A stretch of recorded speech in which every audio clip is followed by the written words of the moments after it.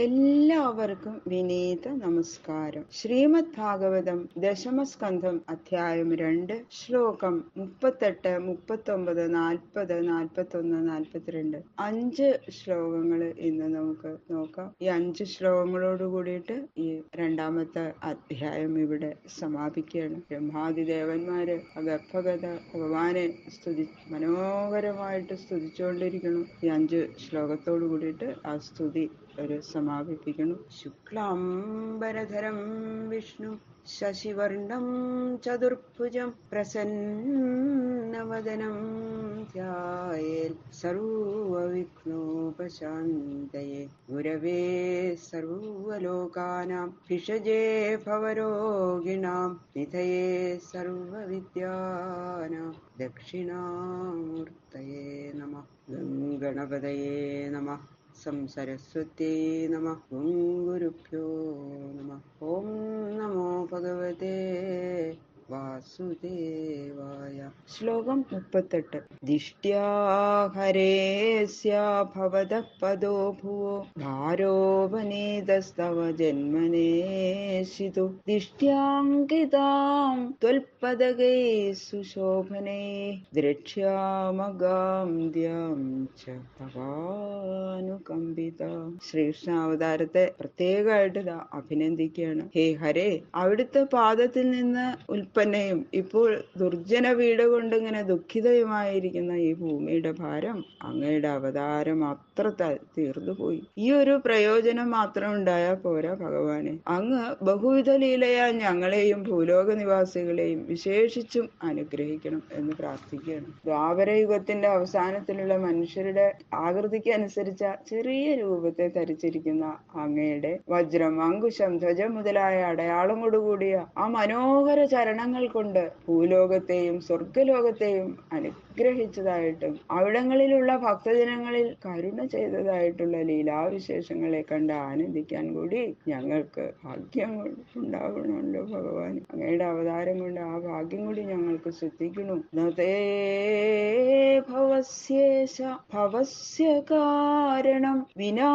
വിനോദം വദ തർക്കയാമഹി ഭവോ നിരോധസ്ഥിതിരപ്യവിദ്യയാ കൃതായത ത്വയ്യഭയാശ്രയാത്മനി. സങ്കല്പമാത്രത്താൽ തന്നെ ഭൂഭാരത്തെ തീർക്കാൻ ശക്തനായിരിക്കുന്ന ഹേ ഈശ്വര, സർവാത്മാവായിരിക്കുന്ന നിന്തിരുവടിയെ ആശ്രയിച്ചിരിക്കുന്ന മായ തന്നെ സൃഷ്ടി സ്ഥിതി സംഹാരാദി ലൗകിക കാര്യങ്ങൾ നടത്തുവാൻ ശക്തയാണ്. എന്നിരുന്നാലും ലോകഭാരം തീർക്കാൻ വേണ്ടി മാത്രമല്ല ഈ അവതാരം. പിന്നെ എന്തിനാ ആണെന്ന് വെച്ചാൽ തന്റെ ഭക്തന്മാർക്ക് തന്റെ ലീലകൾ കാട്ടിക്കൊടുത്ത് അനായാസേന അവരെ സംസാര സങ്കടത്തിൽ നിന്ന് കയറ്റിവിടണം എന്നുള്ള അങ്ങയുടെ ആ കരുണാപൂർവകമായ സങ്കല്പം മാത്രമാണ് അങ്ങ് ഇങ്ങനെ ഒരു ലീലാ വിഗ്രഹം ധരിക്കുന്നത്. യാതൊരു നിന്തിരുവടിയുടെ പാദത്തെ സ്മരിക്കുന്നവർക്ക് കൂടി ജന്മമില്ലാതെ ഭവിക്കുന്നുവോ അപ്രകാരം ഇരിക്കുന്ന ജന്മാതിരഹിതനായ അങ്ങയ്ക്ക് ജന്മത്തിന് വേറെ കാരണമില്ല, സ്വയം തന്നെ. അത് മാത്രല്ല, ജീവന് തന്നെ ജനനം, മരണം, സ്ഥിതി എന്നീ ഭാവങ്ങൾ ഉണ്ടെന്ന് തോന്നണത് സ്വാനന്ദ സ്വരൂപത്തെ മറയ്ക്കുന്ന അവിദ്യ നിമിത്താണ്. എപ്പോ അങ്ങയുടെ ജ്ഞാനസ്വരൂപത്തെ അറിയുന്നുവോ അപ്പോ അതിന്ന് ഭിന്നനല്ല ഞാൻ, ജീവൻ എന്നറിയപ്പെടുന്നത് കൊണ്ട് ജന്മാദി വികാരങ്ങൾ കേവല ആത്മാവിൽ അവിദ്യാകൽപിതങ്ങളാണ്. സകല ജീവന്മാരുടെയും അവിദ്യാകൽപിത ജന്മാദി ദുഃഖങ്ങളെ നിരാകരിക്കുന്ന പരിപൂർണ സ്വരൂപനായ അവിടുത്തേക്ക് ജന്മാദി ഭാവങ്ങൾ ഇല്ലെന്ന് പ്രത്യേകിച്ച് പറയേണ്ട ആവശ്യമില്ലല്ലോ. ഭക്താനുഗ്രഹത്തിന് വേണ്ടി മാത്രം അവിടുന്ന് ഇങ്ങനെയുള്ള ലീലാവിഗ്രഹം അങ്ങ് ധരിച്ചിരിക്കണു എന്നാണ് ദേവന്മാര് പറയണത്. മത്സ്യാശ്വകച്ഛവരാഹ നൃസിംഹ ഹംസരാജന്യ വിപ്രബുധേഷു കൃതാവതാര ത്വം പാസി നസ്ത്രിഭുവനം ജയധാധുനേശ ഭാരം ഭുവോ ഹരയദൂത്തമാ വന്ദനം തേ. ഹേ ഈശ്വര, മത്സ്യാദികളായ രൂപങ്ങൾ സ്വീകരിച്ച് അവിടുന്ന് ആ കാലങ്ങളിൽ ഏതുവിധം ഞങ്ങളെയും 3 ലോകത്തെയും രക്ഷിച്ചുവോ അതുപോലെ ഇപ്പോഴും ഭൂഭാരത്തെ തീർത്ത് രക്ഷിക്കണേ. ഹേ യദുകുലത്തിൽ ഉത്ഭവിക്കുന്ന പുരുഷോത്തമ, അന്നന്നുണ്ടാകുന്ന സങ്കടങ്ങൾ തീർക്കാൻ ഇങ്ങനെ അവതരിക്കുന്ന പരമോപകാരിയായ നിന്തിരുവടിയെ ഞങ്ങൾ നമസ്കരിക്കുന്നു. പ്രത്യുപകാരം ചെയ്യാൻ കഴിയാത്ത വിധത്തിൽ ഉപകരിക്കുന്നവരെ നമസ്കരിക്കുന്നതിൽ മീതെ അവർക്ക് ചെയ്യേണ്ടതായ കർമ്മം മറ്റൊന്നുമില്ല. അങ്ങക്ക് ഒരു നമസ്കാരം തരാനല്ലാതെ ഞങ്ങൾക്ക് വേറൊന്നും കഴിവില്ല ഭഗവാന് എന്ന് പറയുന്നു. മത്സ്യം, ആമ മുതലായിട്ടുള്ള ആ നികൃഷ്ട യോനികളിൽ കൂടി അങ്ങ് അവതരിച്ചിട്ടുണ്ട്. അത് അങ്ങയുടെ കാരുണ്യാതിശയമല്ലേ. പക്ഷേ സർവത്ര സമരൂപനായി വ്യാപിച്ചിരിക്കുന്ന ഭഗവാന് ചിലത് നികൃഷ്ടം, ചിലത് ഉത്കൃഷ്ടം എന്നുള്ള ഭാവനയൊന്നുമില്ല. എന്നാലും ഏതേത് രൂപങ്ങൾ കൊണ്ട് തൽക്കാലോചിത കൃത്യത്തെ നിർവഹിക്കാൻ കഴിയുമോ ആ വക രൂപങ്ങൾ സ്വീകരിച്ച് ലോകത്തെ രക്ഷിക്കുന്ന കരുണാനിധിയാണ് ഭഗവാൻ. അവിടത്തേക്ക് ഒരു നമസ്കാരം. ദിഷ്ട്യാംബ തേ കുക്ഷിഗത പരപ്പുമാൻ അംശേന സാക്ഷാൽ ഭഗവാൻ ഭവായന മാ ഭൂൽഭയം ഭോജപദേർമുമൂർഷോ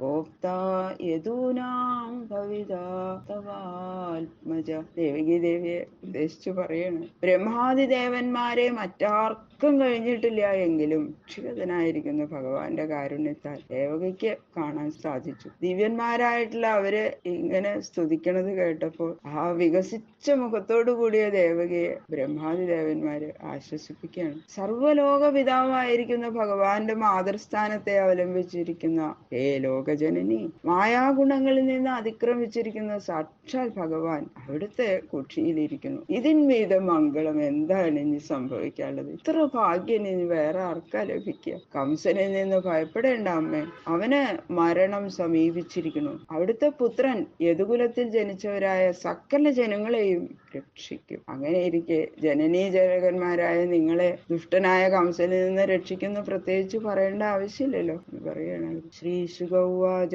ഇത്യാഭിഷ്ടൂയ പുരുഷം യദ്രൂപമനിതം യഥാ ബ്രഹ്മേശാനോ പുരോധായ ദേവാ പ്രതിയൂർദിവം. ശ്രീ ശുഗബ്രഹ്മർഷി പറയണു, ആ കാണപ്പെടുന്നതായ ഈ ലോകത്തിൽ നിന്ന് ഭിന്നമായിരിക്കുന്ന പരബ്രഹ്മ ചൈതന്യം യാതൊന്നോ അതാകുന്ന സ്വരൂപത്തോടു കൂടിയ ഭഗവാൻ വാക്കിന് വിഷയമല്ല എങ്കിലും മുകളിൽ പറഞ്ഞ വിധം സ്തുതിച്ചിട്ട് ഭഗവാനെ ആർക്കെങ്കിലും വാക്കുകൊണ്ട് സ്തുതിക്കാൻ പറ്റുമോ? എങ്കിലും ഇങ്ങനെ ദേവന്മാര് ഭഗവാനെ സ്തുതിച്ചിട്ട് ബ്രഹ്മാവിനെയും പരമേശ്വരനെയും മുൻഭാഗത്തിൽ നടത്തിക്കൊണ്ട് സ്വർഗത്തിലേക്ക് തന്നെ അവര് തിരിച്ചുപോയി എന്ന് പറയുന്നു. ഇത് ശ്രീമദ്ഭാഗവതേ മഹാപുരാണേ പാരമഹംസ്യാം സംഹിതായാം ഗർഭാഗമനിരൂപണം നാമ ദ്വിതീയോധ്യായ. സർവത്ര ഗോവിന്ദനാമ സങ്കീർത്തനം. ഗോവിന്ദ ഗോവിന്ദ ഗോവിന്ദ.